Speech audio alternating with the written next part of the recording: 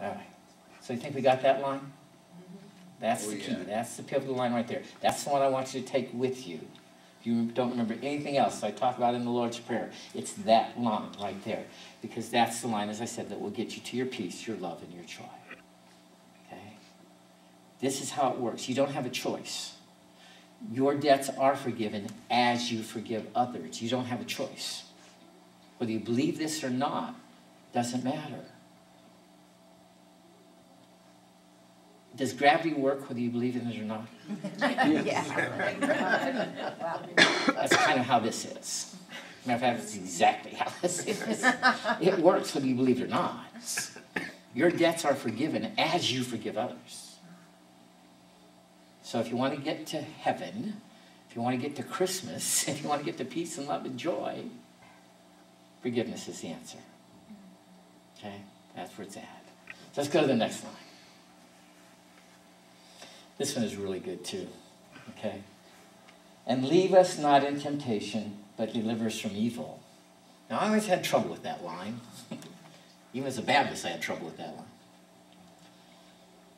And leave us not in temptation. Now, we've changed that. Yeah. In other words, we've changed this. This is what we sing on Sunday, and lead us not in temptation. A lot of the translations is what? Lead us. Lead us. Which makes And no lead sense. us not like God's going to lead you into temptation. Give me a break. Couldn't understand that one as a kid. Like I say, even as a Baptist, that line gave me a hard time. Now, as a Baptist, I got the last part, deliver us from evil. You know, that part I got as a Baptist. As a Unity person, I don't get that too much anymore, but, because it's not about evil, right? So let's take a look at that line. I had to really look into that line and see what that was about. And what I found was that when we ask for, when we read the Bible, we forget sometimes that we're reading an English translation that was translated from either Greek or Latin. And Jesus didn't speak either Greek or Latin. What did he speak? Anybody know? Aramaic. So we're reading a translation of a translation of a translation. Now, do you have any idea how confusing that can be? I remember when I was doing some work in Mexico one time, I was going down to do a big talk on Mexico. And so I took my presentation and I put it into a computer program called Googlefish. Or Babelfish. Babelfish, yes. Put in something called Babelfish. Now, Babelfish will take anything you've got and translate it into any number of languages that you can choose. So I say, well, I'm going to Mexico, I'll translate it into Spanish. So I translated my talk into Spanish. Right? And then I thought, wow, I wonder what happened if I took this Spanish translation, put it back into Babelfish, and said, translate this to English. I should get exactly the same thing that I put in English, right? No. I didn't. It was close. But a lot of it could have been interpreted another way, it was said in a different way. You can't take any language and truly translate it into another language. It can't really be done. It's a very creative process. Okay? And now we're reading a translation of a translation of a translation. Wow. That's why we get some of the wording that we do in the English. So what I did is went back to the Aramaic. Not that I read it or speak it. But there's a gentleman who does. George Lamsa.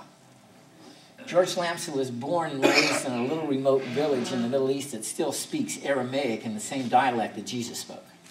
And if you read his translation of the Bible, you'll read a different Bible. And he is translating it from the original Aramaic, it's what Jesus spoke. And here's what came out of that, lead us not into temptation. It says, where are we here? In the Aramaic, it's really translated, and you let us not enter into materialism, but you separate us from error. Wow. That sounds like the Course in Miracles. Yeah, it does. Sounds like a Course in Miracles, doesn't it? Yeah. Ever hear that again? Yes. Okay. And you let us not enter into materialism, but you separate us from evil. Error. From error, I'm sorry, from error. Could you say that again? And you let us not enter into materialism. In other words, that's what we translated as lead us not into temptation. Okay? It's literally translated, and you let us not enter into materialism, but you separate us from evil. Error, I'm sorry. I did that again. One more time. And you separate us from error. which is what I just made. Yeah. 3 times, you got it. 3 times. Yeah. Took me 3 times. Magic number. So do you see a difference in that translation? Wow, Yeah. that's so powerful. That's from Lamsus. That's from George Lamsus. Okay? Totally different meaning, isn't it? And yet we sing the song and we say the words and they permeate your consciousness. It gives you the idea that God could possibly lead you into temptation, that there's some kind of evil to deliver you from. That is not what was said by Jesus. Right? That was what was said by ego. That's what was said by ego. Yeah. There you go. Right? I'm not sure they used babblefish, but whatever it was, they just didn't get the right Probably translation. monkfish. So doesn't it give that whole line just a different meaning? Wow. So I think we'll leave it like this for us to sing it. We're used to singing this way. I mean, you know, it'd be too hard to put that into the song. I don't think it would. Do you think we could do that? Did you? Oh, so Kathy's over here just kind of tapping on. I think it's a great idea. We can do this, all right? Yeah, that's great. Of course, you know, we get new people coming in and singing with us, so probably throw them all off, you know. Good, I hate. Yeah.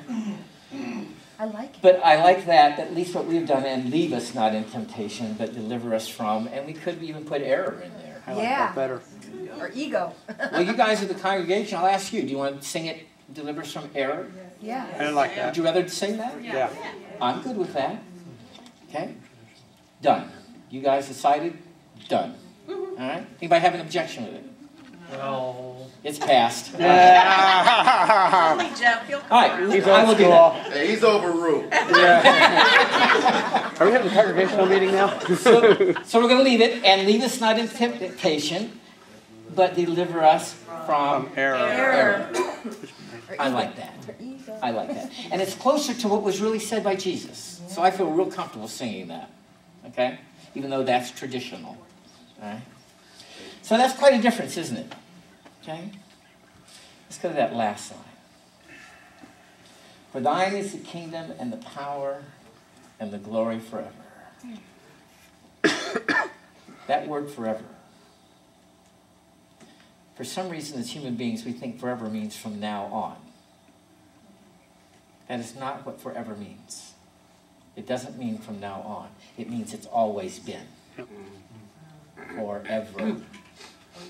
Had no starting point.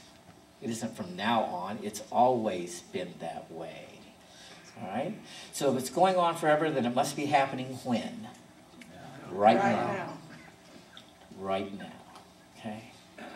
So how do we experience it if it's going on right now?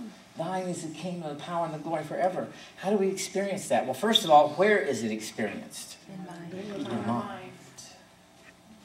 How about unity principle number 3? That's it. What's that one? Human beings create their experiences by the activity of their thinking. Everything in the manifest world has its beginning in thought. There you go. Kind of ties the whole prayer together, doesn't it? Now we're back to the first line again. We're going to our mind. We're going to heaven where God is. And that's where you're going to experience the power and the glory. And if you'll keep going there and keep going there and keep going there to what the Course calls your right mind, that part where God dwells, that part where it is perfect, that part where there is peace, that part where there is love, that part where there is joy, then you will suddenly begin to realize that you've been there forever. And that everything else was a dream. That everything else was a mistaken belief. That's all that it was. Just a mistaken belief. And then you can dwell in heaven forever. And so it is. God bless you. God bless you.